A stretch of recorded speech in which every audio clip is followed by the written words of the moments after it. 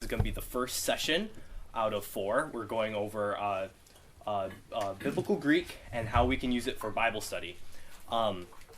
This first session is going to be going over, well, actually I'll get into that in just a moment. But first, a background for Greek. So in here we have a little bit of a timeline, and I handed everybody out sheets so you can find these on here to make notes. The most important one of these is the one in the middle that says Koine Greek, and that is the kind of Greek we are going to be studying today. So this is around the time period from 330 BC to 330 AD, which is actually kind of convenient because around 330 BC is when Alexander the Great conquered the known world, and so that'd be the start of Koine Greek. And then 330 AD is when Constantine became a Christian, and that's when it started to become more Latin was used, and that would be the end of Koine Greek. So those are nice little bookmarks and kind of the time frame of what we're talking about. So Koine Greek. So Koine is actually a Greek word which means common, and it's common because during Jesus' time, in that time period, everybody in the known world would have been taught how to speak Greek in order to interact with people from different nationalities. So everybody would learn like the language that was, in their culture. So in Israel at this time, they would know Aramaic, and we have different accounts of there being Aramaic. But in order to, let's say, talk to the Romans, they would need to know Greek because that was the kind of the universal language at the time. Obviously, their world was a little smaller than ours, but nonetheless. And then the Romans, they would learn Latin in Rome, but to talk to other people, they would use Greek. And so the entire New Testament is actually written in Greek. There are some times where there's Aramaic, but that's still transliterated with Greek letters. Any questions about Koine Greek? Cool. So the outline of these 4 sessions is this first week, we're going to be going over the alphabet, because if you can't read it, then this is going to be a really hard, session to go over. And then the next week, we're going to be talking about parts of... Yes? I do have a question. Yes. So, of these different types of Greek, how much variation was there from these different steps? Yeah, so there is... It's not a whole lot, so if you know one, it helps you kind of with the other ones.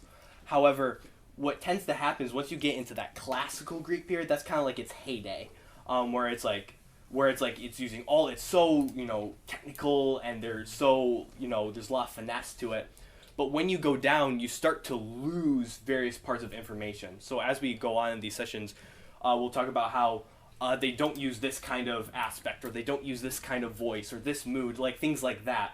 And by the time you get into modern Greek, much stuff has fallen out at that time.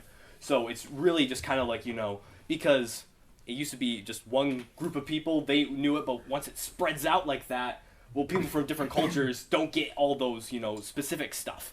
So some things start to die out. They don't quite know how to do certain things, such like that. So thank you. Yeah. So week 1 we'll be doing the alphabet. Week 2 we'll be doing parts of speech like nouns and verbs. Week 3, we'll be talking about the meaning of words, and we'll be doing word studies, and that'll be really fun. And then week 4, we're going to be going over the structure of sentences, so how all those things work together to make the sentences we know and love. So, the alphabet. In Greek, there are 24 letters in the alphabet, 2 less than in English. 7 of those are vowels, and you can do the math, and it's, 17 are consonants then. Greek has both uppercase and lowercase letters. However, for our purposes, uppercase letters are only really used for names. And so when we come across them, we can explain what they are, but we'll pretty much mostly just be focusing on the lowercase letters. Okay, so now we get into the thick of it. Our first letter is alpha, and before we go any further, would you like to turn your Bibles, if you have them, to Revelation 22:13?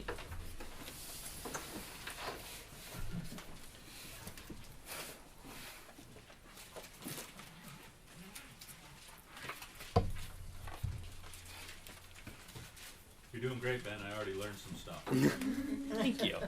Some stuff I didn't know. Thank you. Okay. Would somebody like to read Revelation 22:13? I will. I am the Alpha and the Omega, the first and the last, the beginning and the end. Now, who is speaking those words? Jesus. Jesus. Jesus is the one speaking those words. And so when he says, I am the Alpha and the Omega, and we see that Alpha is the first letter in the Greek alphabet. And spoiler alert, Omega is the last letter in the Greek alphabet. And so he is the A to Z. He is the beginning and the end, the first and the last. So he encompasses everything. It also states that, he's eternal. So that's just something really interesting. So Alpha looks a lot like our letter A, and it says Ah as in father. So kind of looks like an A. And something to point out is when you have the Greek word and then the as in, you have that letter in the middle. And that is how it frequently gets transliterated. So transliteration is when you take a Greek word written in Greek and you do that same word, but you're writing it in English characters. So that's why, because not everybody knows Greek, and so they'll frequently write Greek words with English characters. But obviously there's, sometimes it's easy, other times it's a little trickier to do that. And so for Alpha, every time you'll see that word written in English characters, that Alpha will be written as an A. And so that's what those letters are for, so that you can see which ones they'll be talking about. The next one is Beta. Beta kind of looks like our letter B, and it says B as in book, just kind of as you might expect for something that looks like B. If you notice, you have alpha, beta, that sounds a lot like alphabet. And that's because that's how we got the word alphabet. It's because it's the first two letters in the Greek alphabet. The next one, we would expect C, but if you know anything about English, C is kind of a weird letter, so there is no C in Greek. Instead, we have gamma. Gamma looks like a Y, but it does not say Y. Instead, it says G, as in good. So sometimes they'll have a little more of a loop at the bottom, but it looks like a Y, sounds like a G, and at the end, we'll be going over all the letters that are kind of tricky, and so don't worry too much if things are still hazy. That's why I send out the handout so you can look through them as we go through these weeks to familiarize yourself with the letters. The next one we have is Delta. Delta is another funny looking letter, and it says D as in dog. So it's pretty much equivalent to D in English. Then one after that is Epsilon. Epsilon looks like a cursive uppercase E, but kind of small. So Epsilon, and it makes the S sound as in get. So it's kind of like a big E, but pushed down a little bit so that it can just fit right there. Any questions on these first five? I do. Yes. So, in order to say, like, I'm trying to think, bag, you would say beta, alpha, gamma? Yeah, so that would be, Okay. they would say, so yeah, that's what there's sometimes you can do is you can try to take English words and just try to write them with Greek letters. That's kind of transliterating, but the opposite way. So you would say bag, they would probably say it more like bog, because it says ah, but yes, that idea. Mm-hmm. Any other questions? That was a good one. Thank you. Okay. Next one is we have three more. This one is Zeta. Now, Zeta is kind of funny. It looks kind of funny. And I'm just going to say this up front. The font that is on the slides, I'm not always super happy with it. So we'll be talking about the end about what kind of Bible study app we'll be using. And that has a much better font, but with these, just kind of bear with them. So Zeta says Z as in zoo, or sometimes people like to say it as Z as in dad, Z, so with like a D in it. It really doesn't matter too much. I don't think anyone's really try beat people up about whether they say Z or DZ. Either way, it's always transliterated with just the Z. I've never seen it transliterated as DZ, although it's, I guess, possible. The next one we have is Eta. Eta looks kind of like an N, but it is not an N. It says A as in obey. Now this one is, you might notice something weird. It's transliterated as an E, just like epsilon. So when you're reading it transliterated, how do you know whether it's epsilon or eta? Well, to most people, when they transliterate, they'll put a line over the E for eta, because there's a couple complicated reasons for that, but that helps you see that if it's just an E, that's epsilon. If it's E with the line over it, it's eta. We'll run into that with another one. Theta. Theta is an interesting one because it has, in English, to make the th sound, we have to write two letters, th. But theta is just one letter and it can do that sound. So it says th as in thing. Yeah, any questions on those three? Good. Okay, this one is a doozy. What is up with iota? Iota or iota says it as in intrigue. Notice how in intrigue there's two I's in that word, and it says both of those. So it's always translated as an I, no matter how you say it, but it's intrigue. So sometimes it says and that's called a short E, or sometimes a short iota, and then if sometimes it says E, and that would be long. Before we go any further, would you like to turn your Bibles to Matthew 5:18?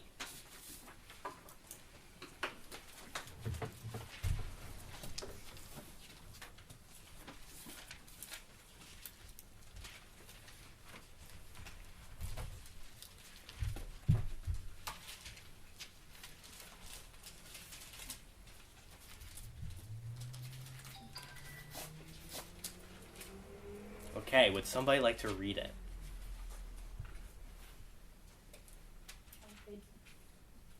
For truly I tell you, until heaven and earth disappear, not the smallest letter, not the least stroke of a pen, will by any means disappear from the law until everything is accomplished. Yeah. That's NIV, so. NIV, yeah. Does somebody have an ESV translation? Abby? Want me to read it? Yes. For truly I say to you, until heaven and earth passes away, not an iota, not a dot, will pass from the law until all is accomplished. So notice how in the ESV it says iota or iota, and in the NIV it just says the smallest letter. That's because iota is the smallest letter in the Greek alphabet. So what Jesus is saying there, not even the littlest part, not even a tiny stroke, and we'll even get into the strokes later, none of that will pass away until it is fulfilled. So Jesus is emphasizing the importance of the law. So yeah, it's the smallest letter. Back to how you say it, there's a number of people who only pronounce it like the short I, and there's some people who only pronounce it as the long E. However, we're going to be going over a little bit of a combination. So the rule that I've seen works out really well is that you always pronounce it as a short I, unless it has that circumflex on top of it, that little wavy line. Sometimes it's also written as just an arc. That means it has to be long. If it's immediately followed by another vowel, so in the word iota, it's iota. We don't say iota because that just doesn't sound right at all. Or if it's at the end of a word. So that's that one right there is Amy or Amy, and so that iota at the end is long. That's not, you shouldn't worry about too much. People, do stuff weird all the time. There's like exceptions, so it's either A or E. Just pick one. Nobody will really get too mad at you. Is there any questions with iota? This one is one of the trickier ones. Good. This one, I don't know what it's doing. Oh, it's loading up there, but not on my phone. Okay, that's fine. Okay, so the next batch of 5 we have is kappa. So kappa looks like a K, sounds like a K. Kappa says ka as in kite. That one's kind of easy. The next one, not so much. Lambda makes the ol sound, so la as in law. it kind of looks like an upside down Y. I don't know why. So that's one of the more trickier ones. Next we have is moo, or sometimes you might hear it called mew. But moo looks like a, oh, thank you. Moo looks like a U, but sounds like a M. So it says ma as in mother. And kind of interesting enough, new looks like a V. So U and V look similar in English. Well, their M and N's kind of look similar to them. And it says N as in new.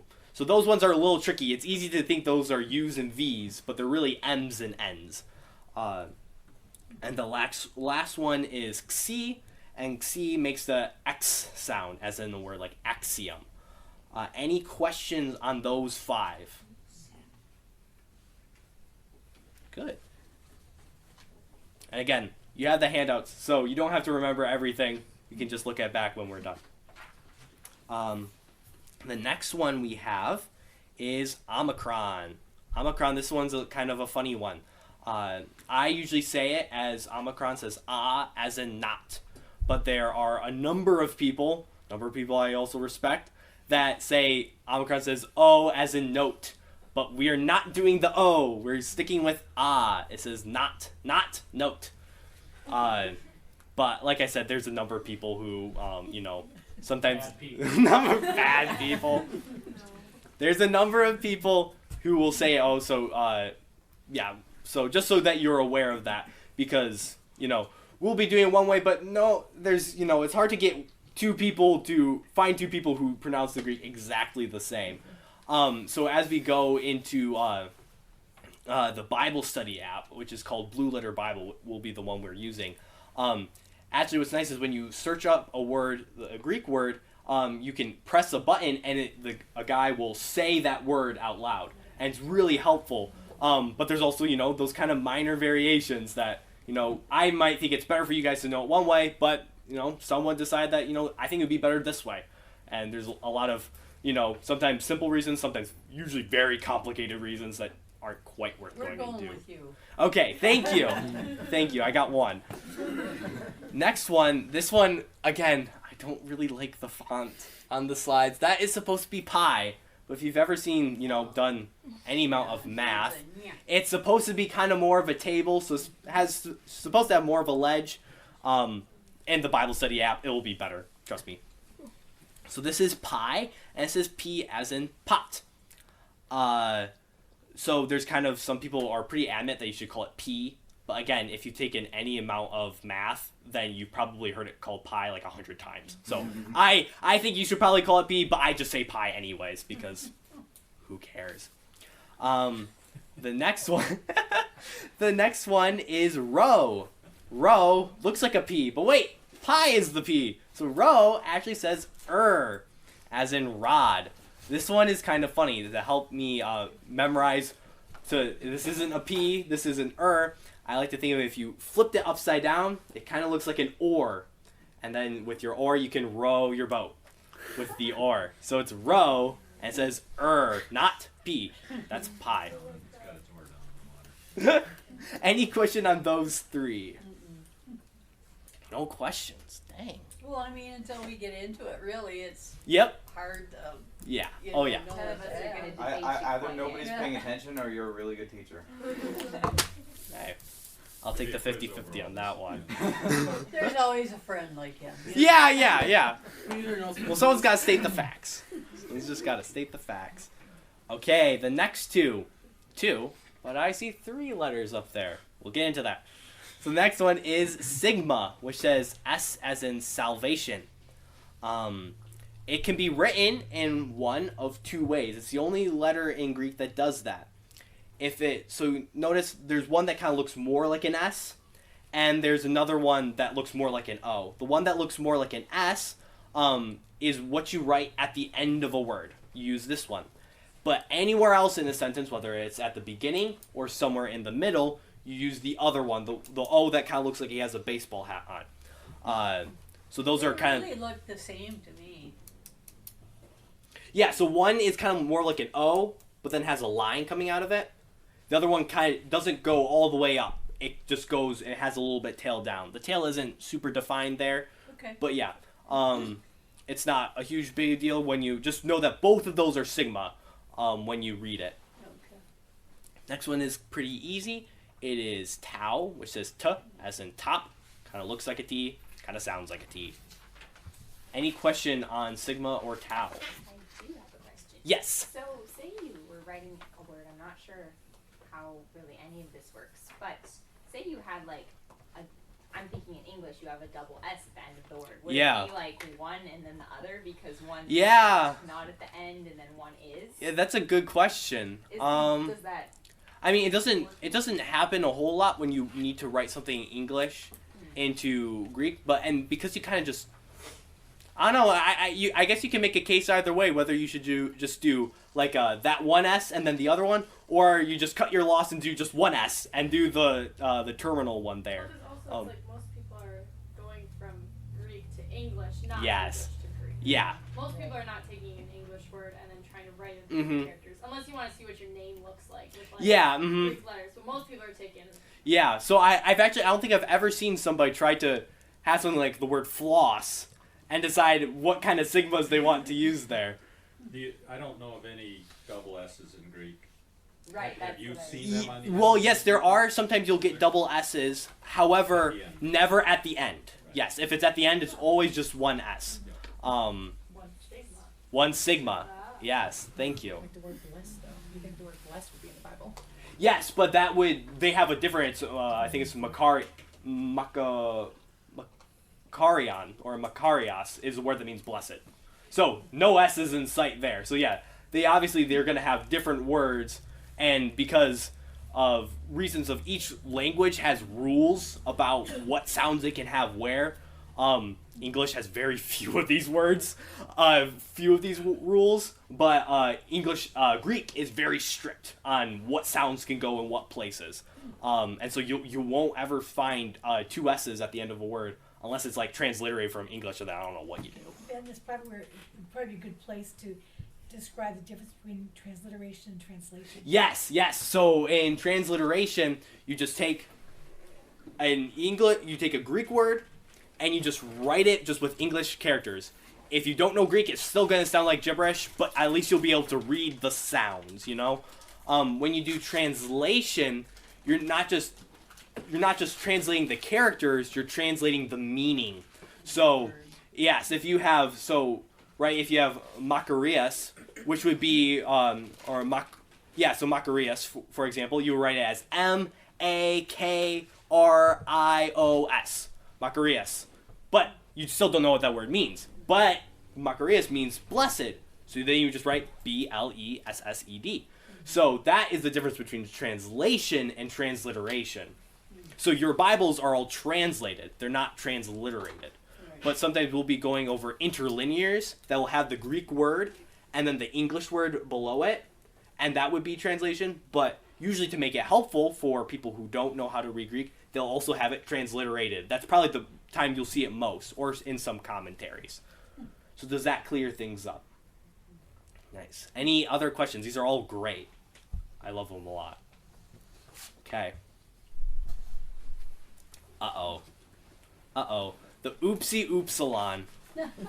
He's kind of a silly letter, and people fight over him a little bit in more technical circles. For our purposes, oopsilon says oo as in the word flu. There are, of course, a couple other pronunciations. Some people will make it ew. So when we're talking about moo and nu, in higher levels of math, they'll call them mu and u. And other people will pronounce it like a French U or a German U with the two dots over it, like an E sound. But we'll just be sticking with the basic oo. But knows that some people do it differently. And now we get into an issue with transliteration. Should we transliterate oopsilon as U or as Y? Now, you'll be thinking Y is a little strange, but we'll get into Y in just a little bit. Reasons for sometimes why you would translate it as U is because, kind of two obvious reasons, it looks like a U and it sounds like a U. So, U makes sense. And, if I were to do a lot of transliteration, that's probably what I would use because it's easier to recognize as oopsilon as U, just because they look so similar. Sometimes you write it with a little bit extra of a tail, but it looks just like a U. However, I think by far most people transliterate it as a Y. And there's a couple weird reasons for this. The one is capital Upsilon looks like an uppercase Y.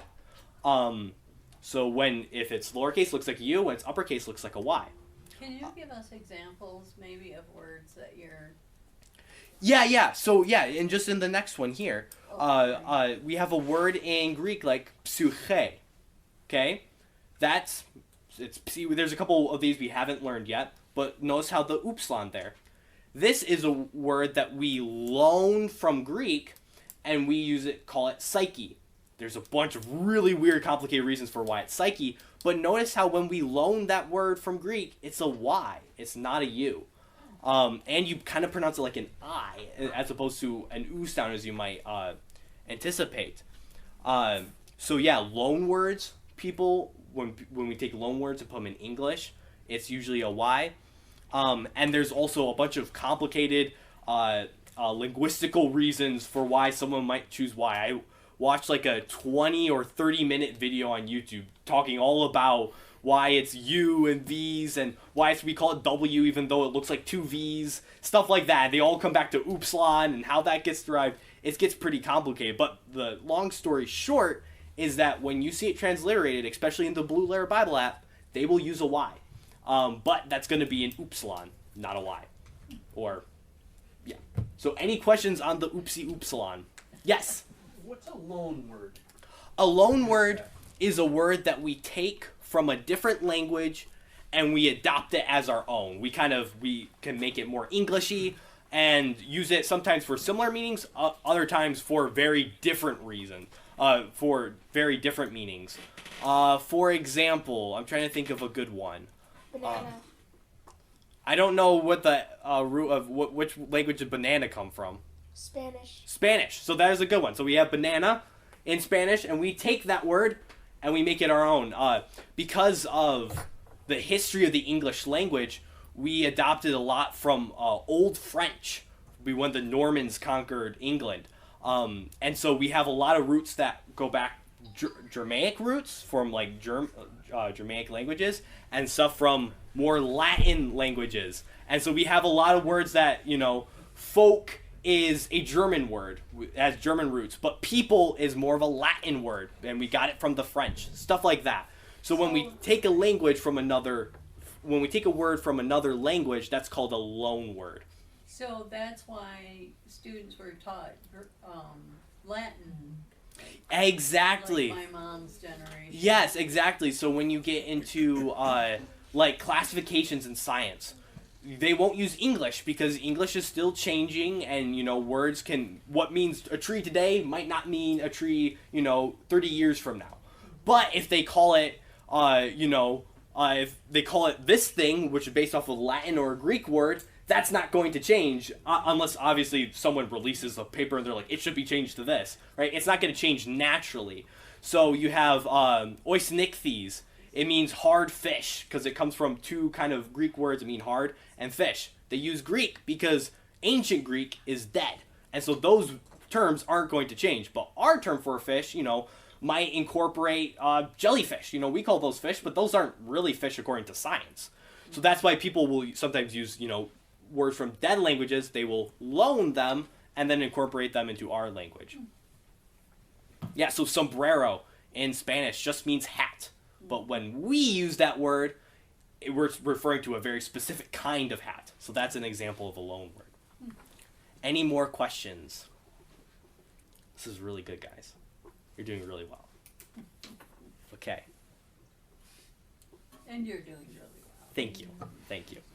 Okay, the next one we have is fee. Fee makes a f sound in a word like phone. And interestingly enough, phone is actually a Greek word. So phone, which means, what? Is that a loan word? It is a loan word, yes. So the loan words do not come when they're called, I guess.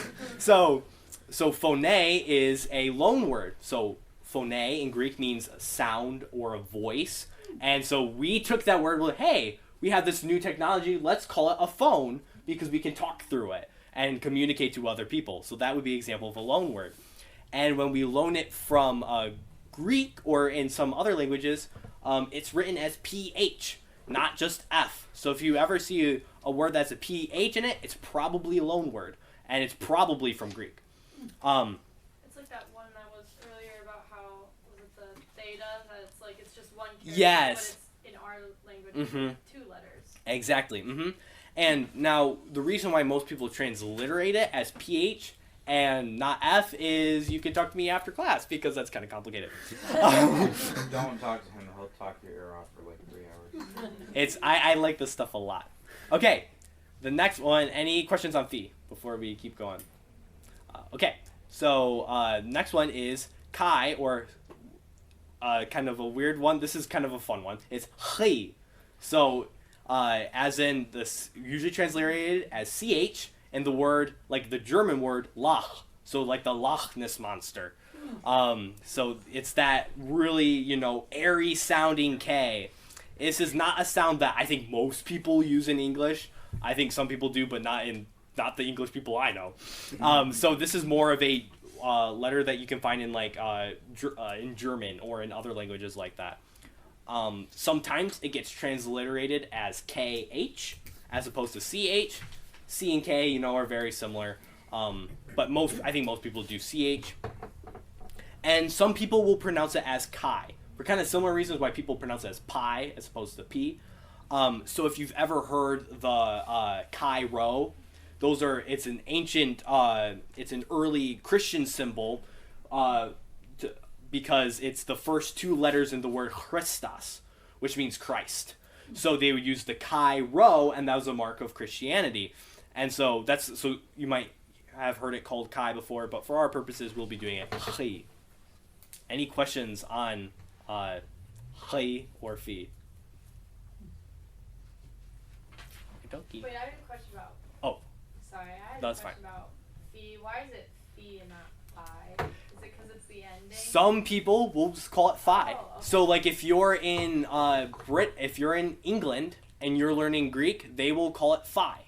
And they will call it there's a couple of those, instead of xi, they'll call it xi or xi or something. It's kind of weird. So obviously So it's like, why is it then that we pronounce pi as pi and then phi is phi? Is that just like an inconsistency? it's an inconsistency. Yes, that's why I said even before we should call it p.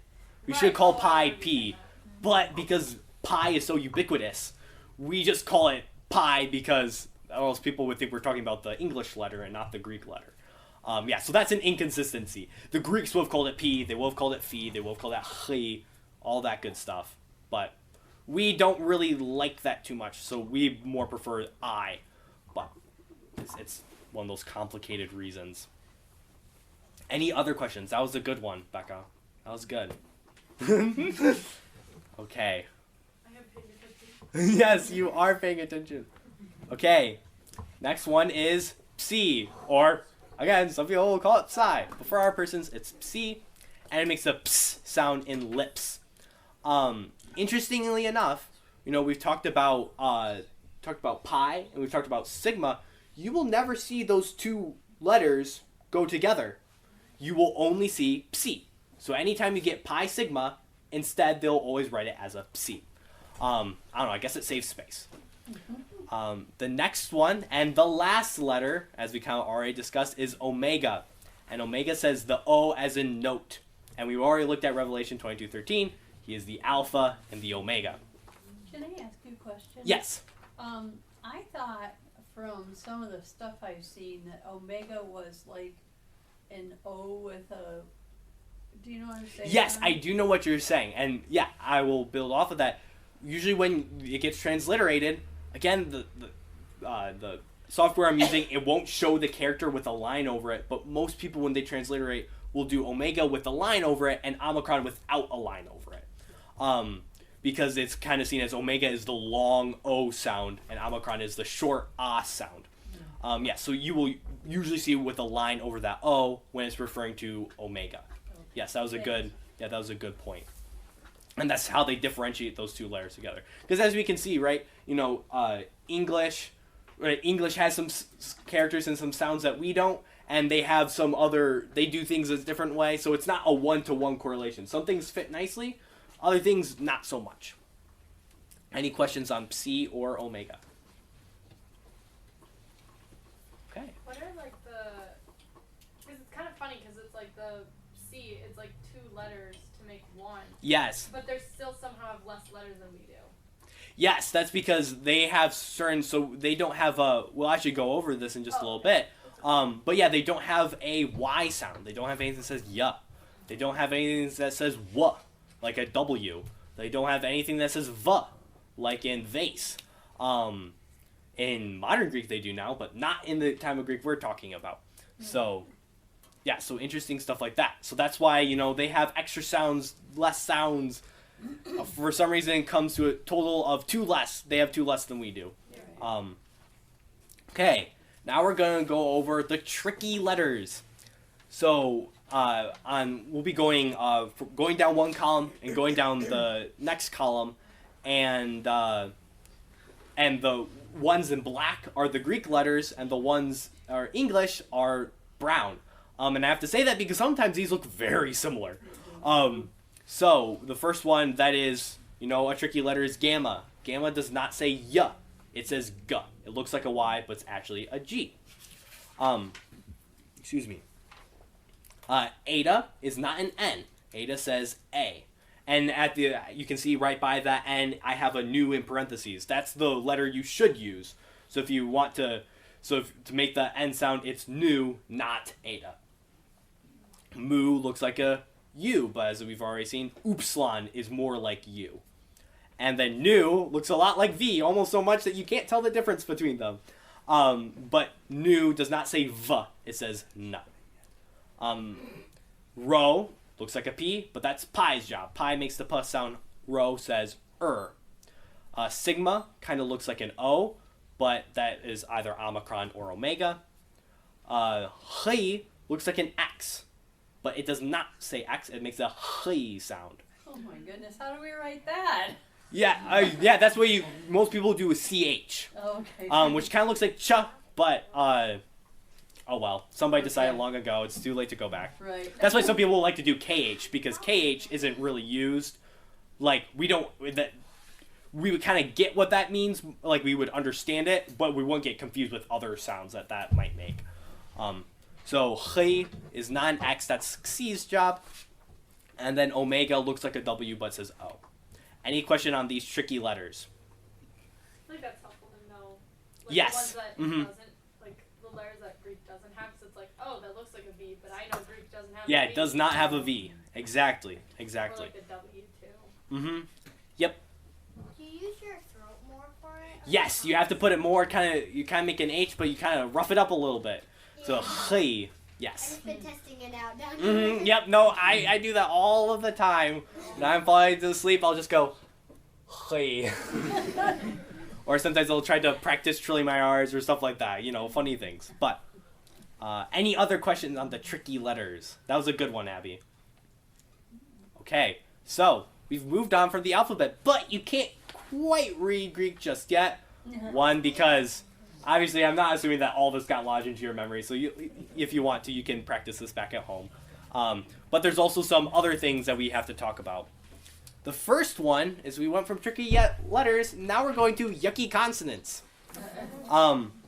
Sometimes we, in a Greek word, will have 2 sounds, 2 letters at the beginning of a word that we don't do in English. And in these kinds of circumstances, people will often not pronounce the first letter in that consonant cluster, as most people call it, because it doesn't occur in English. Now, does anybody want to take a shot at that first letter? And there's the first word. And you can, it's okay, don't feel shy. I'd be really impressed if you got pretty close. What's that first one? Pi. Next one? Nu. The next one? Nu. Pneuma. We have a winner. Pneuma. He already knows Greek. He's done a little bit. So pneuma. We have that vowel team there. We'll go over vowel teams in just a second. This is a little teaser. But notice how it's pneuma. That doesn't quite sound right. And actually, in fact, when we get words like pneumonia. Pneumonia comes from the Greek word because pneuma means breath or wind, or it's commonly translated as spirit, especially when you get the Holy Spirit. That's always pneuma. But in English, we don't really like doing the p-n sound, so many people will call this just pneuma. So I think that's actually probably a lot of people. I like to say both consonants because that's how the Greeks would do it. But pneuma, so when you get words like thanustas, which means God breathe, because thas means God, pneuma means breathe, but they don't say thapneustas, they say thanustas, God breathe. So yeah, some of those things that, some people like to have the extra letter, some people don't. But it's good to know that the Greeks would have pronounced the pi there, even though some people don't do it in English.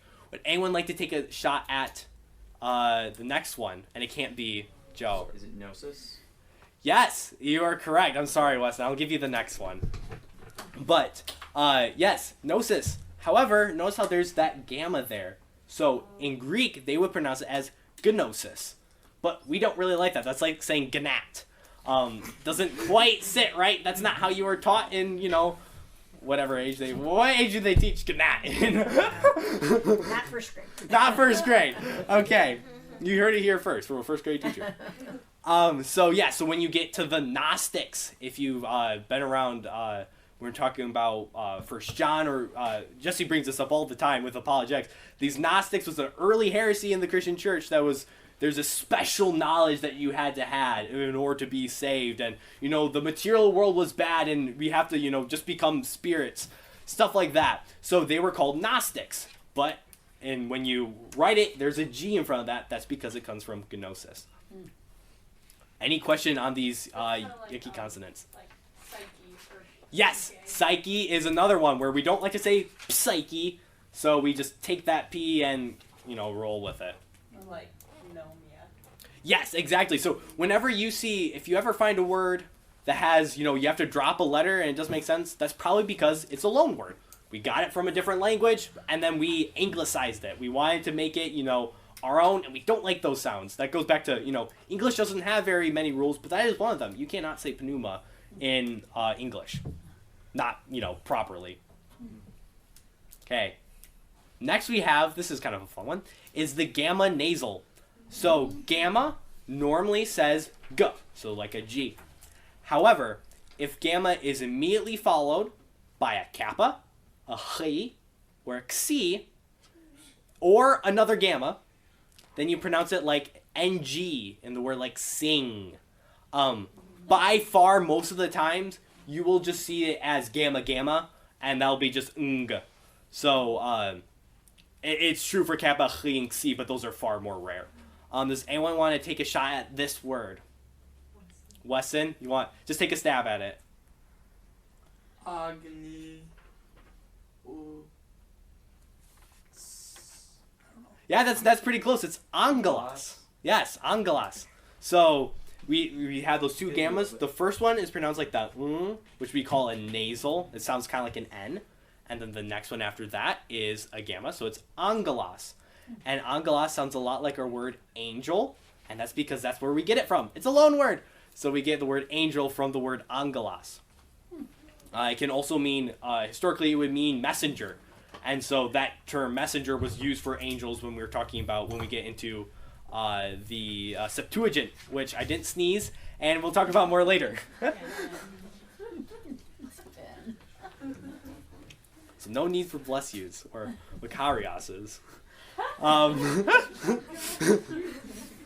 Okay, so vowel teams. So in English, sometimes we'll have two vowels go together and they make kind of like a new sound.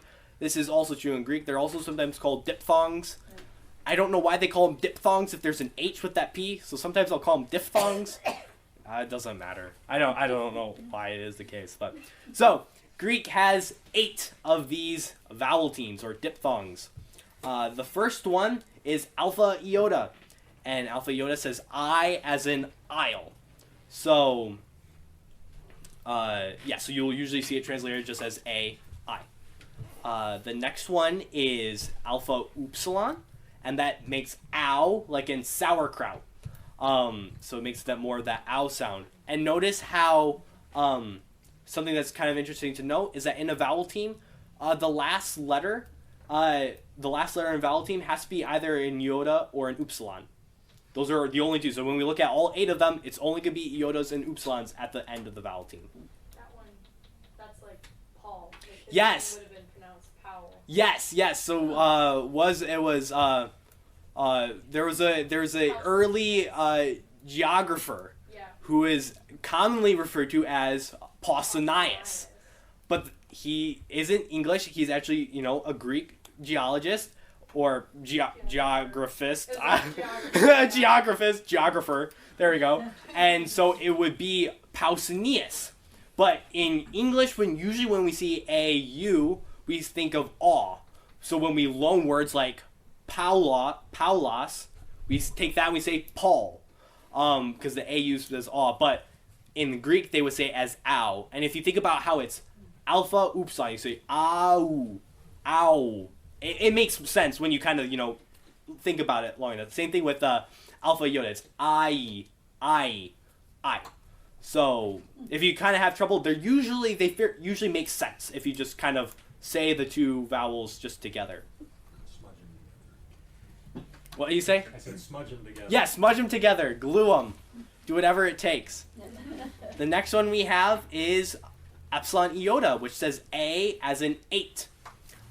This one is kind of funny. There's actually a number of people who do epsilon iota that makes the I sound just like we had in aisle. So when you hit that button on your Blue Letter Bible app, it's going to say Eis Erchomai instead of Eis Erchomai.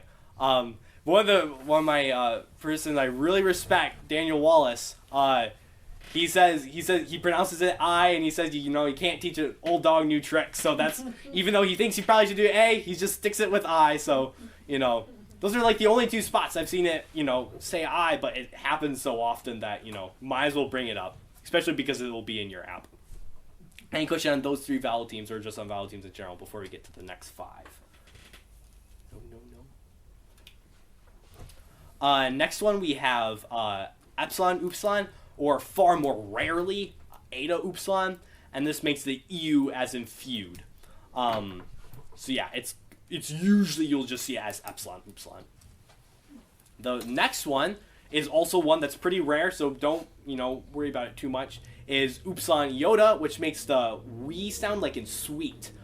The only word I can think of that has that is huios, which means sun. So it happens a lot that you should know about it, but I can't think of another word where upsilon iota, is in a word. The next one after that is omicron iota, which says oi, like in oil. Kind of makes sense. And then we have omicron upsilon, which says oo as in soup. So that's kind of more, you maybe would think it's ow or something like that, but it's oo as in soup. So omicron upsilon and upsilon just have the same sound. Any questions on those? Yeah, so there's 8 vowel teams, but there's only really 6 that occur, any frequently. Okay, now we move on to what's commonly called as the iota subscript. So, some vowels will, when they are followed by iota, they force that iota to kind of like fall right underneath of them. And so you see those vowels, they have little dashes on the bottom of them. That's where there used to be iota right by its side, and it shoved it down and said, no, you go under there. And so you just pronounce it just like the iota subscript wasn't there. You just say, so it's A, O. But yeah, so for various morphological reasons, that iota gets shoved down there. Yes? So that's different from the vowel teams then, Yes, right? exactly. So there's probably some reason why that iota goes Yes. underneath of it instead of just being a vowel team. Yes, exactly. Especially when you get to alpha, because notice that eta iota isn't a vowel team. Neither is omega iota a vowel team. Alpha iota is, and that's because it gets a little technical, but alpha can be either long or short. So it doesn't really affect pronunciation, except sometimes when you have that alpha iota put together, if it's a short alpha, it'll be I. But if that were to be a long alpha, that iota is actually going to fall underneath of it. And so eta is a long vowel, omega is a long vowel, whereas omicron and epsilon, those are called short. And we're talking about iota. Iota is the same thing. It can be long or short, but that actually affects pronunciation, whereas alpha does not. If it's long or short, you just say ah. Yes? So say hypothetically you're going to pull that little dash out from underneath of it. Which side of the letter would you put it on? Would you put it on the right or on the left? Yeah, you will put it on the right. Okay. That's what I Yeah. thought. Yep. Any other questions about this cowarding iota? Do or do not, there is no try. Iota. Yoda. Breathing marks. So, if a word begins with a vowel, it will have one of two breathing marks. So now we're going less of the vowel teams and going more to these, little strokes you will see, on words. The smooth breathing mark is looks like that, the one above the alpha. And if you see the smooth breathing mark, it doesn't affect anything. You can kind of just ignore it. Does anyone want to take a stab at that word? You can get it wrong. There is no grade after this. Apostolos. Yes. So you just say, I'll give you the next one. If you want. I just wanted more. Yes. So apostolos. So that one, that it begins with alpha, and so it has that one of the breathing marks, and for this reason, it decides to be a smooth breathing mark. Yes. Is there a reason why the I don't know where the O and the T looking characters are connected? No, that is because the font is bad. Okay. Those should be separated. They kind of just run into each other because, whatever. Well, I'll have to deal with it, but Okay, I have a question. yes. Why do we need breathing marks and what are they? Yes, we'll get into this. Oh, Is okay. more makes more sense. Probably should have done this one first. When we have the rough breathing mark, which is kind of like the sister, and it is, instead of looking the other way, it kind of looks more like goes in the shape of a C, and so that can help you see it when you see the rough one. And this one has an H sound, so you say huh when it has a rough breathing mark. So does anyone want to try these two words together? And remember, they're both going in the shape of a C, so they would be rough. You have to have an H sound there. You can't go, Joe. Sorry, I won't. It's okay. Yes. Hopra? Yeah, really close. So that second word is hora. Remember, it's row your boat. Yeah. And so it's hey, hora. So there's two rough breathing marks there. So you wouldn't say a ora, you say hey, hora. And that means the hour. So if no one knows the day or the hour, that hour is kind of sometimes used metaphorically just to mean a moment in time. So hey, hora would be the hour. So that hey there is the article, and we'll get into the article next session. Yes? What's with the apostrophe next to the breathing mark over omega? We will get into that in just this next slide. Not this next slide. The slide after this. Sorry. So, if a word begins with a vowel team, it takes a breathing mark, but it, for whatever reason, falls on the second vowel in the vowel team.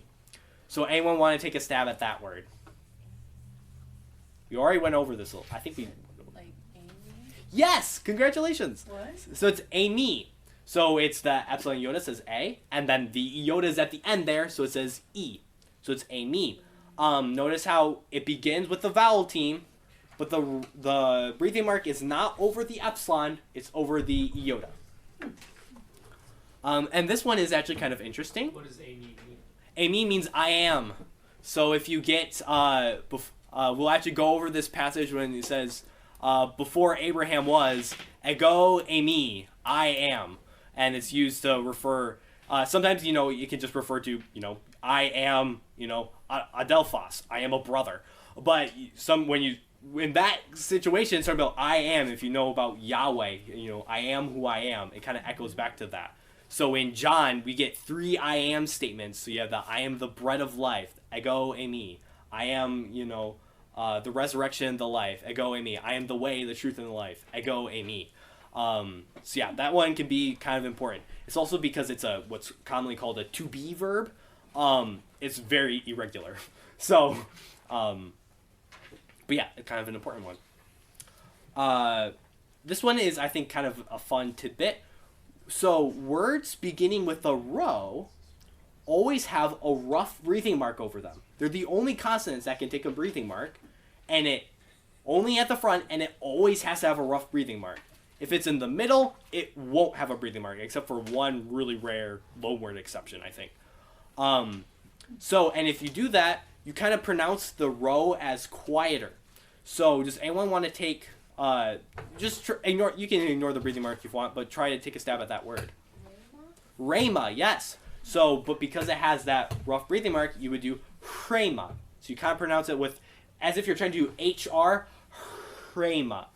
So it's more quieter than that, and rhema means like a word or a saying. I think we get our word rhetoric from it. And when we write the word rhetoric, it's RH. Why is the H there? Well, because of the rough breathing mark. So even when we write the word rho, it's RHO. Because when you write the word rho in Greek, it's rho with a rough breathing mark and then omega. Any questions on breathing marks, just in general, or... Why are they called breathing marks is what I can't get my... Yeah, so they're called breathing marks because H is, it's all the way back. It's the farthest back sound you can make with your throat. Yeah, so it's like... Yes. Okay. And so that H is kind of, it really lies in the throat. And so it's like, breathing. You're breathing out that H. Okay. So the one you breathe it out and it has that sound. The other, I guess, is smooth because you don't say it. Sometimes you'll get technical terms and they've gone through so many languages before they get to us. Sometimes they don't make a whole lot of sense. We'll get into that a lot in the last session. You get terms like voice that have nothing to do with a person's voice. And it has pretty much nothing, but we got that from Germany, which got that from this, which got that from there. And so, something we got lost, but voice is what everyone calls it. Thank you. Yes. Yeah, that is a great question. Any other questions? Okay, good. So if rough breathing mark and smooth breathing marks are sisters, these are their cousins, the accent marks. So most words will have one accent mark. Sometimes they might have 0, other times they might have 2. But by far the most common thing to see them is just with 1. And this is where it comes into something I don't like too much about the font, is that the acute breathing mark, they have it kind of going straight up, but should be more up and to the right, kind of so going up on a slant there. So the acute and the circumflex, this is kind of nice. It shows you what syllable you need to emphasize. So in Greek, so in English, if you just see the word object, you don't know whether it's object or object, unless you have the consonant, because that's a matter of emphasis. Which syllable, whether it's object or object.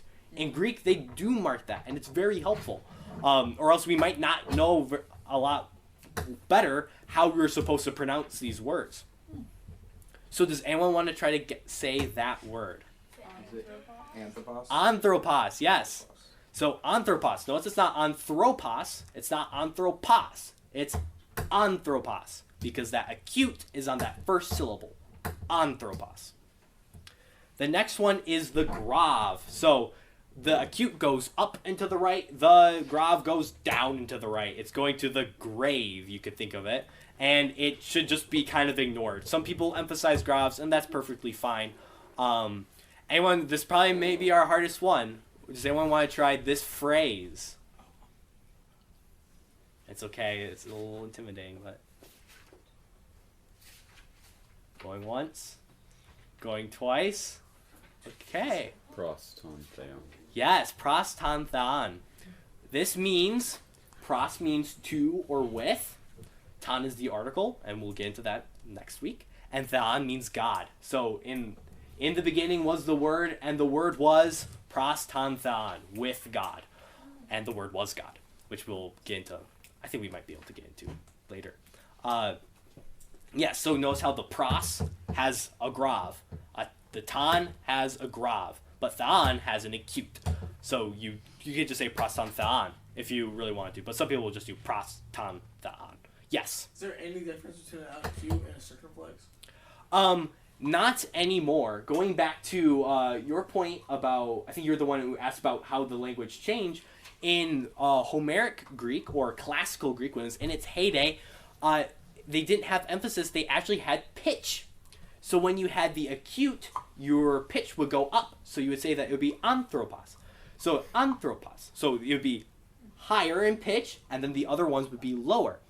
If it was a circumflex, you can think about that arc. Remember how sometimes circumflex can be written as just an arc? That means it rises and falls on the same syllable. And then grave means it goes down on that syllable as opposed to going up. So if you were to say, you would say proston theon as opposed to proston theon. Oh. So you, in the emphasis, you say it louder. But in old version of Greek, you would, you kind of do, they kind of call it a sing-song accent because it sounds like you're singing a song when you say them. And so even though, a lot of the Greek we have in that period is poetry, because it's pitch accent, it kind of sounds like a little bit of a song, but they don't give you the key.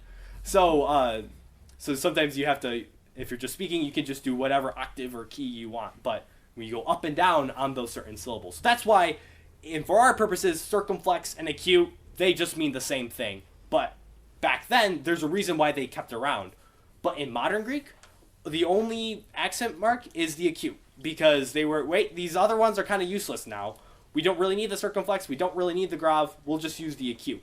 So sometimes they do away with them, but in this, middle period, you still have them even though they don't really affect pronunciation too much. Can you say the same things and so on with the newer, where they're done away? Oh, yes.